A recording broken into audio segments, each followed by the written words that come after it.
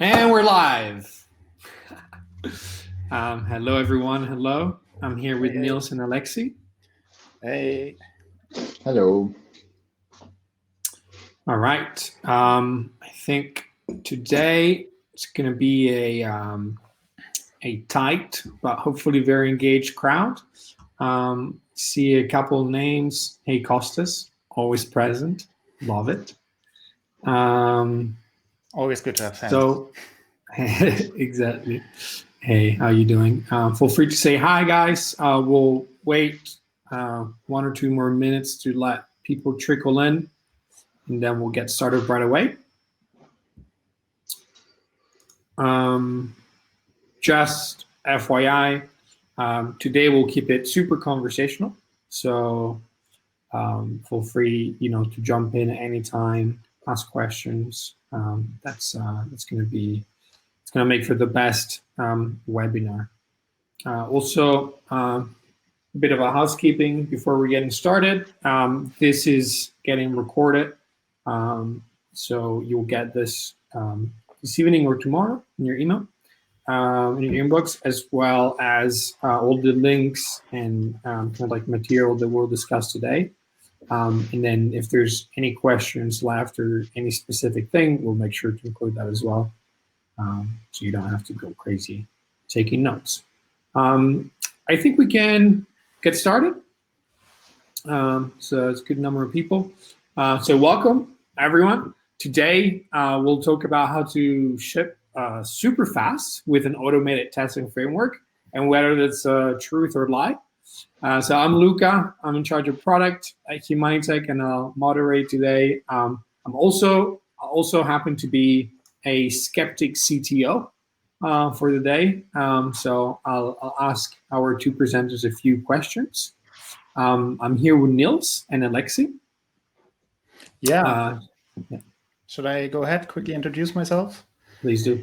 Yes, I'm a lead QA engineer at Humanitech. I'm now working with software testing for more than 20 years in different industries like finance, like games, like IoT, and now also developer platforms. And and I'm happy to be here and talk about test automation, one of my favorite topics. Alexi? I'm Alexi. I'm a consultant at Efficode. I joined Efficode 2016, and I had my first grassroots test automation 2015 when I was working at Nokia. And I've been pretty much doing test automation ever since. Nowadays, I'm keeping trainings about test automation, Robot Framework specifically, which is a test automation framework, creating course materials for Robot Framework, and also maintaining Robot Framework Jenkins plugin, and overall just coaching teams to do better test automation solutions. Cool. Very cool. Just to get started, as I said, the agenda today is that there's no agenda. So feel free to ask us questions anytime. Just drop them in the chat. I will start playing the CTO role, feel free to add and support me as skeptics as much as you guys want. So let's just get started. Let's get into it. So now, assuming that I'm the CTO and I'm skeptical about this, and I don't think it's worth investing into automated testing. I actually hear that manual testing is a lot more reliable. So how would you counter that, Niels? Yeah, let me jump right into the topic, right? So like manual testing, like test automation will never fully replace manual testing, right? So there's certain upsides to manual testing for sure. And also as a test automation engineer, you always have to check things manually, do some exploratory testing. and see how things are actually work before you actually write test automation. But one thing for sure when it comes to it is reliability. So for example, if you have to run a test like 10 or 20 times, manual tests are absolutely fine. But at some point it gets very, very tedious, and human errors can appear. And then you basically come to the point where you want to scale up and maybe you want to run your test maybe 100 times a day. And if it's the same tests, you don't want to force this on any manual tester. And it's much better if you just run automation with this. Do you want to add anything, Alexei? Yeah, so the biggest thing is the reliability. But also it's speed. So when you're running tests automatically, you can run them in matter of seconds or minutes without having to wait for a manual tester to complete the tasks. Usually a computer can execute the same steps much faster than a human would. So you're getting that fast feedback that you need to keep your software working, reliable. And when you're depending on people, they're maybe on a break, they have a bad day, they make errors. So test automation always executes tests in exactly the same way and validates everything in exactly the same way. So reliability is, I think, the thing that I would highlight the most for a pro in test automation. All right. And so then what about the cost, right? What is the cost of an automated testing setup? Well, that depends, of course, on the project, but test automation is an investment. So you're not gonna pay something now and then expect immediately to get some money back. It's an investment, so it will pay itself back in the future. So for example, in the example shown in the slide, if you, for example, have an average web application which has 500 tests, then if you're doing pure manual testing, the manual tester is executing the same tests, 5 minutes per test, and he is repeating the test for the rest of eternity. And let's say he's an external manual tester, costs 2,000 euros a week. Okay.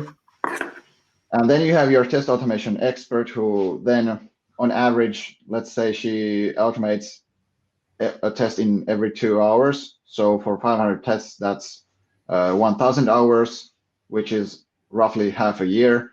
And if she costs double that of the manual tester, there is no actual cost of running those tests once they are finished. So test automation in this specific scenario will pay itself back in about 6 months. Yeah. So it pays itself back eventually. There's some maintenance and upkeep for the test automation, but generally there's no additional cost for running the tests automatically than if you have a manual tester running the test all the time. Yeah, and one thing I like to add here as well is it always depends on what you want to achieve, right? So usually when you look into automated testing, you're basically coming to a point where you think of scaling, right? So now your company is growing, maybe your product is growing, and suddenly you realize if you would need to hire more and more manual testers, you only be able to scale on a linear level, right? And with test automation, it's much easier to scale your testing exponentially, right? So let's say you're breaking up a monolith into microservices, and suddenly you need to cover much more grounds, basically, because you have specific tests for every service and maybe some more end-to-end tests and so on. And having this all covered by test automation enables you to build more and more tests without always paying the effort for running those tests, basically, with manual work. All right. And so what would be then my return on investment on this? Let's say I do decide to incur the cost the first 6 months. When will that be paid back, and what metrics should I be looking at in terms of improvement? So Niels? Yeah, so basically, like you get your investment basically the moment your tests are running and actually verifying that your developers didn't break anything, right? So I mean, this could be happening manually, but now also with much faster feedback. So if you have this integrated in your CI pipeline, then suddenly your developer changes code, pushes it, it gets deployed, or maybe in an ephemeral environment.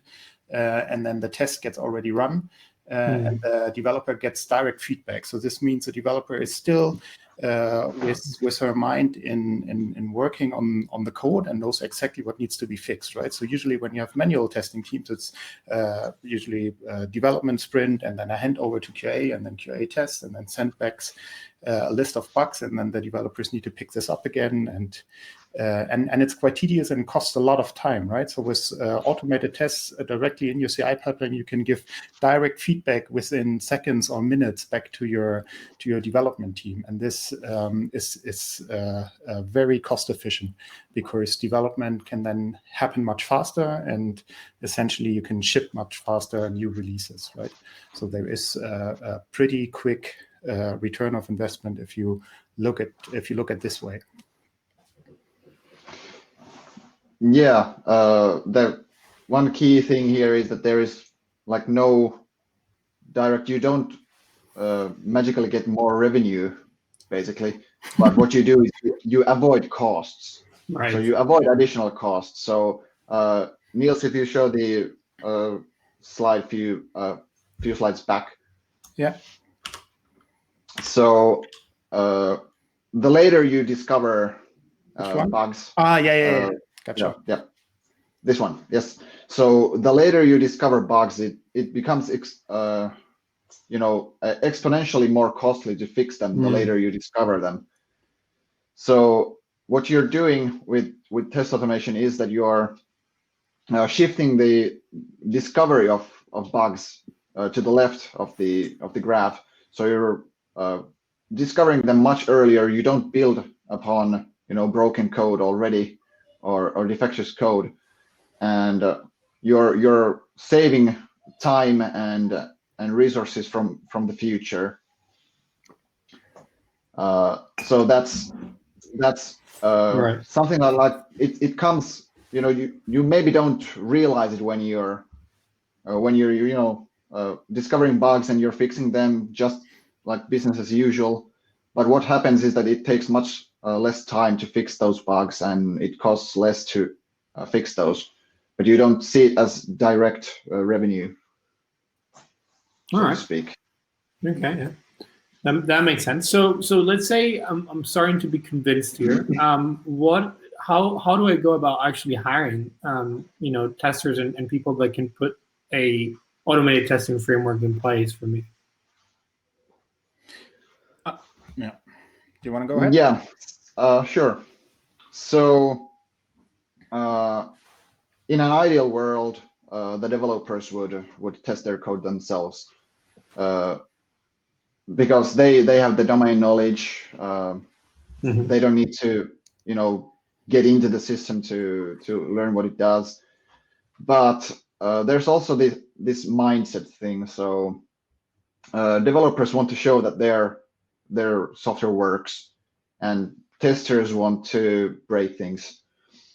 So in order to gain the most, you should perhaps at the beginning, you need your maybe a specific test automation expert to maybe train manual testers to do test automation and developers to do test automation. But you can have your manual testers doing the test automation, and also developers in an ideal world would test their code before it even gets the manual testers, so that the most obvious bugs are already fixed before manual testers are given some something that will just break immediately when you look at it. Yeah. Yeah, I know from where I stand, I see like if you want to start with test automation, that it always depends on your company size and how you want to do it and what's your current state. But I see probably like three different options there. It's either hiring a test automation expert to start this off, and then basically get introduced to test automation, and then this person would work closely with the development team, and the developers would also then help in maintaining any test automation. Or the second setup I've seen in the past is that you have a bigger team of manual testers, and now you want to shift to test automation. And what you can do, you can invest into training your current staff, right? So it gives to your manual testers a lot of perspective, because they can learn coding, can learn writing automated tests and so on. And then you can also grow the team in terms of expertise. Or another option, which I think is really nice if you want to get things moving very quickly, is basically getting external help. And I think, for example, Efficode offers this as well. If you need like expertise on test automation, you can basically get experts from Efficode, and then they help you get started with this topic. But yeah, I already see the question from Costas on the side, which goes a bit into the direction of maintenance. Did you see that as well, Luca? Yeah, I saw that. I think we kind of like covered them earlier at the very beginning. Yeah, well, I would love to. But if you want to add something to it, please. Yeah, so he's saying, while I agree with the main argument, automating the test is only the first step. You also need to keep them up to date. So in the second case, you still need to pay some money to update the automated test, but of course, it's still less than manual testing. And Costas is absolutely right here. Like maintaining automated tests doesn't come for free, right? So you need to invest work there, but there is a good amount of smart decisions you can take, right? So if you're starting with test automation, there's for sure a couple of pitfalls you can fall into, and I've seen this also at other companies where they basically started to invest into test automation and only did this on the UI level, right? So they quickly built something like 500, 700 different UI tests based on Selenium and needed to run them. And suddenly they couldn't run them with every code change. They had to run them overnight because they also didn't think about parallelization, or it wasn't that easy or not possible for them. And then they had the issue that those tests continuously were breaking because they couldn't catch up with the code changes, right? And this is like one of the pitfalls you can easily fall into if you like approach the whole topic from the wrong direction. And I would there's a lot of information on this slide, but if you're going to adapt test automation, like there's a couple of things you need to watch out for, right? So like you need to think about a test strategy, right? So you need to have like some sort of testing pyramid maybe, where you decide like this kind of tests should be on unit or component level, and I want to have some integration tests when we're talking about like several services, some integration tests maybe on API level. You want to make sure that your environment is up and running before you start your tests. And then one thing I'm watching out for a lot is that when I'm writing end-to-end tests in Robot Framework, then I'm usually writing API tests first to cover basically that the API is behaving as it should be. And then only after that, I start with the UI tests. And when I'm writing the UI test, I'm trying to keep them as simple or as stupid as possible. So that there's basically one path I want to verify, and most like data specifics I have already covered on the API level. And then you obviously have always some manual testing. Yeah, and apart from that, like in terms of maintainability, it's also I find it quite convenient to do something like ATDD, like acceptance test driven development or behavior-driven development, then you have right away in your tests also some sort of documentation which highlights this, right? And I think there's also a nice slide from you here. Yep. Describing basically what this is. Yeah. Yeah. So basically, one of the parts where maintaining test automation becomes, an issue is when requirements diverge from the actual code. And what ATDD does is that it actually unifies the language between different people, so that your requirements that you define are already acceptance tests that you can automate. So you define your tests before you actually do any code. So that means that that when you start building your code on top of tests, then you don't need to necessarily change the tests as much in the future. If you discover later on, previously software development was done so that you first define requirements, then you code everything, the basic waterfall model, that you define requirements, you document everything, then you code, then you test, and you go down the waterfall, and if something breaks, then you go up the waterfall. So with ATDD, you just shift left, so to speak, so that you start writing the tests even before you start coding, and that diminishes the need for maintaining the tests as much as if you would test later on. So that you still need to keep the tests up to date if there are huge changes, but that just reduces the cost of maintaining them. Yeah. Right. And so is that like the main change to sort of my development and release process, going sort of from manual to automated testing then? Well, there's a few things to consider. That's one thing. There's for me, the biggest thing is that the different people need to collaborate. So the managers and the product owners and the developers and testers all need to be on the same page. What is expected of this feature or improvements, and how it should behave, how it should not behave.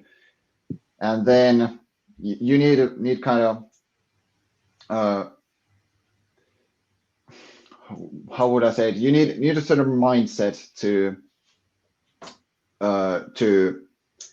have your people working together seamlessly. So ATDD is a part of this, that you get the unified language and such, but then you need your people to collaborate with each other to actually talk about those issues and features and whatnots, and then you need to commit to that. So if you're just saying that, okay, I'm gonna use test automation, but then you're not going to allocate any resources for that, you're not giving anyone time to actually develop any automated tests, you're not using the results for anything. I've seen that this actually a few times in my projects. So we've had automated tests, and then since the automated tests are broken or they fail, then the managers are saying that, okay, but if we just ignore the automated test results, then these all pass, right? So we can just ship it. And I've actually heard those words, well, in Finnish, but I've heard that kind of direct quote, that what if we just ignore the failing tests and just look at the passing tests, and then we ship. And you need the mindset, and you need the commitment. Yeah, absolutely. Like in general, like in terms of what changes in the process is that for sure you don't have this like code changes which gets thrown over the fence to the manual testing team, but it's more integrated into your development, right? So usually you have your developers and your test automation engineers working together, and then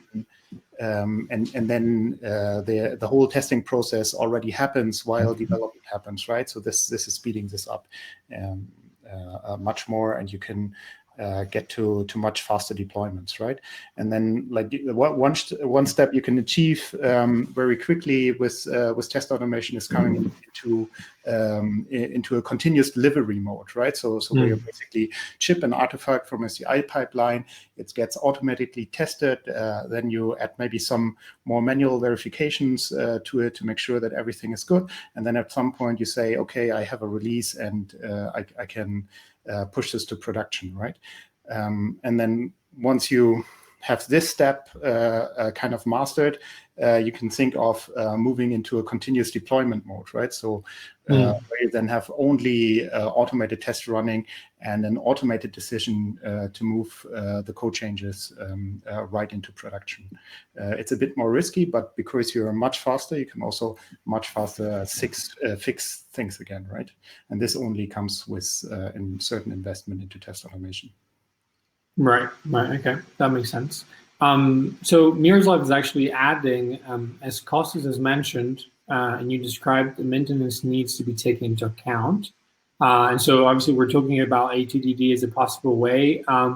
He's asking if how does then ATDD takes into account customer requirements and changes in this process? So what we usually do at Humanitec is that when we get when we have new features described, or we have customer requests, then we usually our product owners translate those directly into user stories, right? So we have kind of these kind of stories we can already use for ATDD. And then turn them into tests at the same time when developers receive those user stories and then add code to this.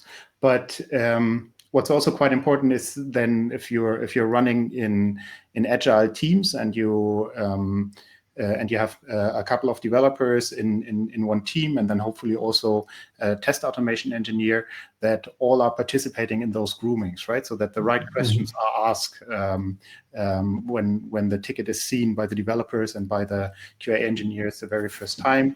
Like, what are actually the acceptance criteria, right? Is everything defined here? Did we think about the positive paths, but also about any negative paths, right? So is everything actually covered here? And this also then defines like much more accurate your requirements for the tests you're going to define, right? So you add a couple of more things to the user story, or add a couple of more user stories to it, and then you can have a much more stable testing where you don't need to come back too often to your tests again because you thought about them in the first place.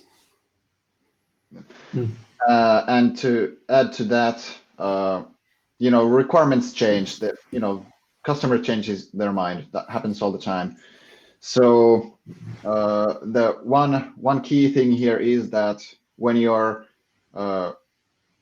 requirements are already automated tests, they are in version control. So your requirements are versioned, and so when you're making code for a specific release, you have these versions of the requirements, and if the requirements change, then that migrates to a new release, and all the requirements are versioned as the code is versioned. So you're keeping a backlog of the changes in the requirements as well, automatically, basically. Right. Okay. So Kirilo, I hope I'm pronouncing that right, is asking, what should you do in the case when management is asking to ignore failing test cases? That's $1 million question. In order to say that everything is green and we can do the release, what are some tips to avoid this? I love this. I love this moment when this happens. This is one of my favorite moments when this happens, right? Because what you need to reply with, in my opinion, is you need to apply with a risk assessment, right? So don't put your, like, I don't think it's healthy at any point as a QA engineer to put yourself as a blocker, to say like the tests are failing, we're not going to deploy this. No, don't say this, right? So this is something which needs to be clear already in the first place. If something is failing and if the tests are not green, then we should not deploy, right? And also the product owner and the person who's asking this question knows this already, right? So don't get into this discussion. What you need to highlight is a risk, basically, right? So you know exactly which test was failing, and you know exactly what has not been tested and not been fully verified, right? And then you basically inform the person, okay, we can, because the test is failing, we, on the one hand, we need to invest time to fix the test. And I don't know, this can differ sometimes and can take longer. We can invest time to manually verify this in this case. To see if it's somewhat okay anyway, or to somehow get an idea how bad this failure is actually, and then you provide a risk assessment. Basically, you inform, okay, this is in an area of the application where maybe not every user is, but if you go into this certain feature, then things will fail, and this will cause a bad user experience for every user which discovers this, basically, right? And then you inform the product owner, and if the product owner still says, okay, but we need to get this out of the door, there's no other way, then they know about the risk and they take the decision, and it's not your head and not your worry, right? So try to detach yourself from being a blocker. Let them fail. Yeah, exactly. This has been a case in my project several times. So tests were failing, but we were behind schedule, so we just had to deploy. And we asked the managers, like, are you sure? And they were like, yeah, ship. So we did, and then like next week they were like, oh my god, production is broken. Well, yes. But also in my current project, we have a CI pipeline developed so that it installs applications and then runs tests on them, and then based on the test results, it creates this kind of release info. And there's a quality gate that a certain percentage of the tests need to pass in order for the release info to be produced. And if they fail, then it's not going to be generated, but all the pipeline steps can be manually executed. So if the manager says that there were some bugs in the tests, currently my current project is a kind of a mess, so the test automation is broken at times, and so are the apps. But what we can do is that if the management says that, okay, like we can still release this, the manual testers said that this works. So what I can do then, I can go and manually create the release info PDF, even though the test automation quality gate failed. All right, makes a lot of sense. I think Kirill was happy with the answer. Right. So Florian earlier asked, which I actually think is a great segue. So how do you choose the right testing framework? Niels, you want to take that one? Yeah. So that's always an interesting decision, right? And it always depends on where you stand and then what kind of support do you have in your company, right? So there's a couple of obvious things, right? So if you're planning to maintain the test automation together with your developers, you better choose a language where your developers feel comfortable with, right? So if you have maybe a Node.js backend and you have a JavaScript frontend, maybe React or something like that, then it makes sense to choose something which is JavaScript based. I don't know, WebDriver IO, or and use then maybe Cucumber to do some BDD or something like that. If you're more familiar with maybe with Python yourself, and you also have Python backend engineers, or maybe some modern companies actually run like Flask front ends, for example, then you can choose like anything Python based, right? And like one thing I'm super happy with myself, I have been choosing like Robot Framework as an overarching testing framework, and then inside Robot Framework you can use a lot of different libraries, right? So there's a library for Selenium, there's a library for different UI automation tools like Playwright, which is quite modern and fast. But you can also do your API testing from that. You can do some infrastructure testing from that. For example, I'm running, like our applications are running on Kubernetes, and I started to be a maintainer of the Kube library, which is part of Robot Framework as well, which enables you to then test already on infrastructure level if your application is ready to be tested, which is really nice and handy. And I haven't seen like any other framework so far which is so versatile to just plug in so many different mechanisms and other tools to verify things. So I'm quite happy with Robot Framework myself. Yeah, as a maintainer, what do you think, Alexei? I default to Robot Framework, but we need to also remember that if we remember the testing pyramid, there's a lot of different levels of testing. Robot Framework is not usable for every testing stage. You cannot really do proper unit testing with Robot Framework. It's not meant for that. Yeah. So you need to choose the proper tool for the type of testing that you want to do. So Robot Framework is very, very poor at let's say performance testing. Like Gatling is made for that. And unit testing, Robot Framework is not a unit test framework. So you need to consider what you actually want to test. What do you want to achieve? For acceptance testing, Robot Framework is my default that I just go. And there's a lot of different. As Neil said, if you're going to have to train your own personnel to do something, then have something that is easy to learn and easy to master. So Robot Framework is good for that as well. But there's different applications, different software, different hardware. Depends on what you want to test and what you want to achieve with your testing.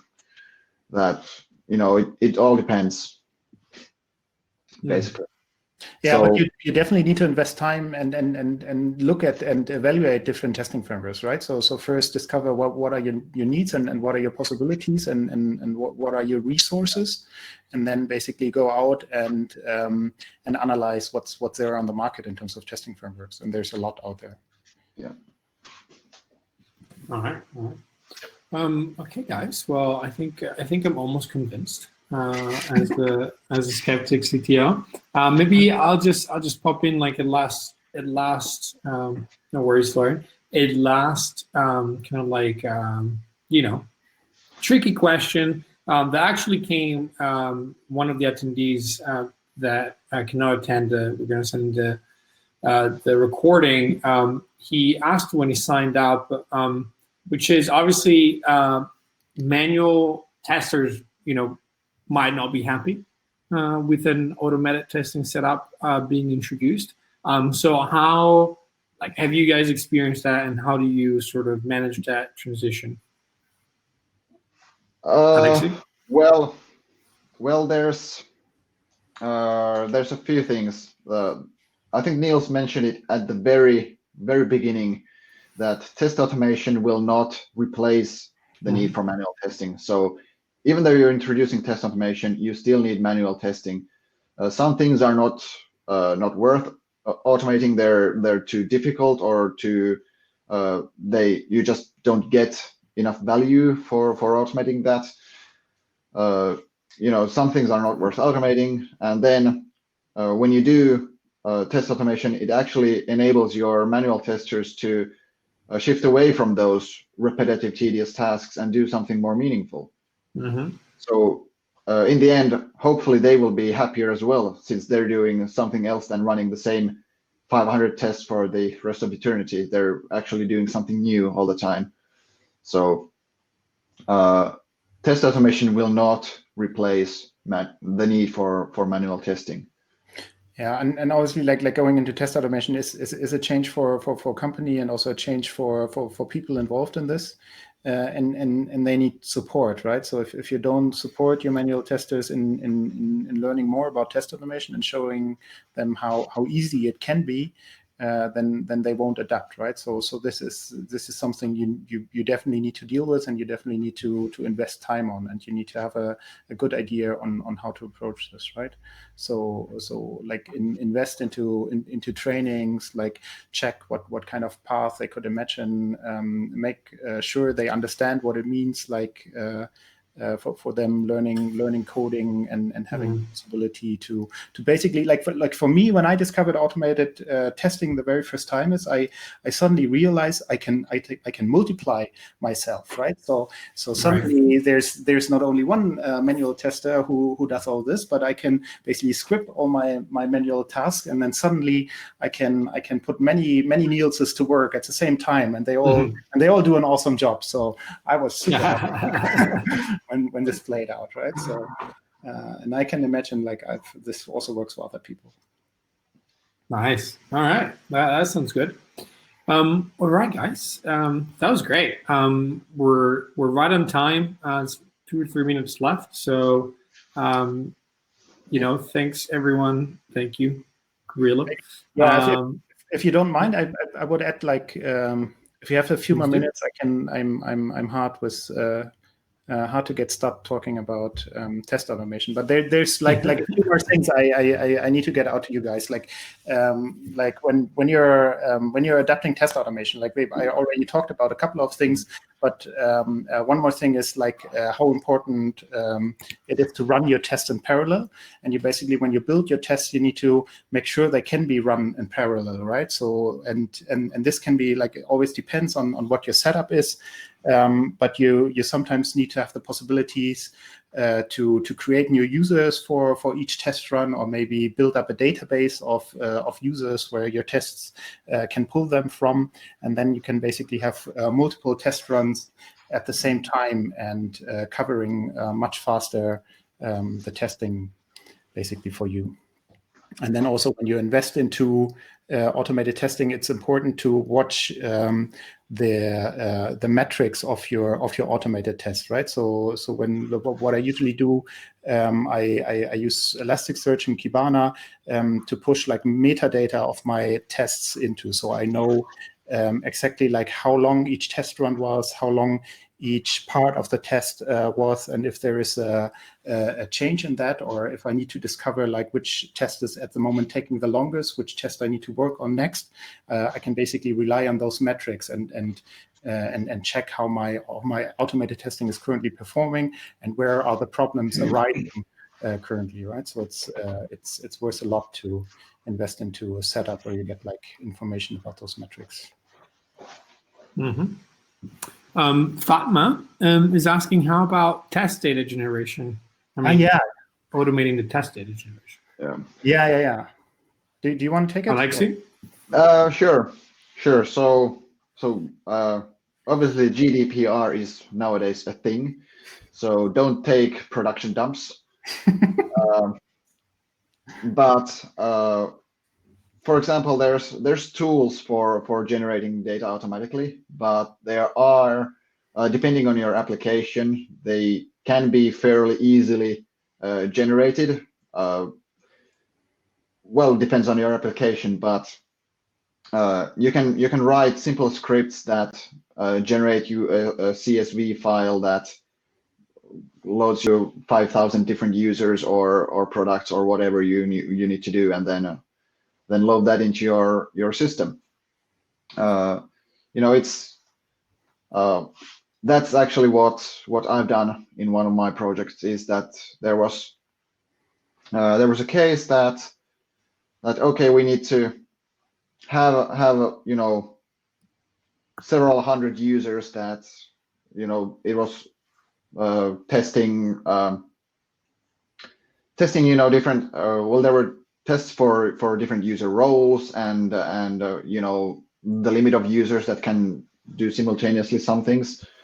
So what I did was I had a script with like first names and a list of first names, list of last names, list of roles, and then I just ran a matrix and it generated me like all the different combinations that I can have of those, and then just imported that to our environment. Depends on your system how that is usable, but it should be doable. To generate data automatically, and even further, it also should be generated automatically so that that your tests are actually executed in an identical environment every time. That there's not any funny business going on, and that you can reset your environment and then load your data back in there if something terrible happens. Do you want to add anything, Niels? Yeah, I have a slightly different setup at the moment. I'm like Humanitec does not allow you to just register with your email address, but we only have GitHub social hours and Google social hours, right? So I'm relying on real GitHub users and real Google users, and this basically puts me as an automated tester into a corner, and that's a really tricky thing from my point of view to deal with. But what I've come up with is mechanisms to have a good amount of users, which I created at some point, and then always setting those users up in the application before the test and then cleaning those users again, right? So I'm reusing the same users and I have stored them in a database. For me, like AWS DynamoDB was working quite nicely, and it's quite cheap to use for my case. And then just storing the users there, and then my automation script basically pulls one available user from the database, sets it to unavailable, uses the user for the test, and then resets the user to available again. So the next test can take the user which is currently free, right? So that you don't have that you don't have a mess with the data, like two tests using the same user, and then it kind of messes things up. But yeah. There's a lot of different varieties you can do. Makes sense. All right. I think we have one last question from Miroslav. Assuming that manual testing is inevitable, can some kind of recording simplify preparation of automated testing? Alexei? In short, yes. That's the short answer. So. And that's it. Bye, everyone. Yeah, exactly. Yeah. Yes, definitely. What I usually do is that I ask a manual tester to show what he or she would do in each situation, and then I do that manually myself, and then I automate that flow. So it's a mental recording, but you can record your screen, of course, if you're not in the same room or you cannot share screens. But that's what I usually do if the test steps are not unambiguous, that you just know exactly that there's no room for errors and you know exactly the flow, then good. But I find it myself much easier to just follow someone else do the thing correctly, and then I just copy that myself and do my automation based on that. Yeah, but I think maybe I think that this question goes also in another direction, right? So there's also tools which basically where you can record manual steps and then play them back, right? So there's I don't know, there's tools like Zoasta.com, and there also has been like in the past, it was at least a Selenium IDE where you could yeah, I think Selenium did that. These kind of things. And like I do have a little bit of experience with them, but the problem I found, at least in the past, is that you can record things and then play them back for testing, and also like in test automation. But it's sometimes hard to understand what you need to change in those recorded scripts to alter them, maybe for different cases, or add something on top, and so on. So it's sometimes really hard with those recorded things to maintain and to alter them. And then on top of this is when you fall into this habit of rather recording your test automation than actually writing it, you're also not learning on how to do this, right? So you're kind of, it can happen that you play yourself into a corner there, and then you're relying on something which you don't fully understand how it actually works. So I personally would say don't do it, but there could be like good cases where this is possible. And I have not come across a tool yet where you basically have like where you do a recording and then you have a really nice and readable automated test from that recording. I have not seen that, but if you find it, then it might be a really nice solution. I don't know. Fair enough. Awesome. We're 5 minutes over. If there's no more questions, I think we can wrap it up. This was great. Super engaging. So thank you to our two speakers, Alexi and Niels. Do you want to add anything else, Alexi? No, just thanks for listening. Awesome. Yeah. All right, then thanks everyone. And hope we can, we'll see you at our next webinars. We'll follow up with everything later today. So have a great evening. Bye-bye. Yeah. Bye, guys. Thanks a lot. Bye.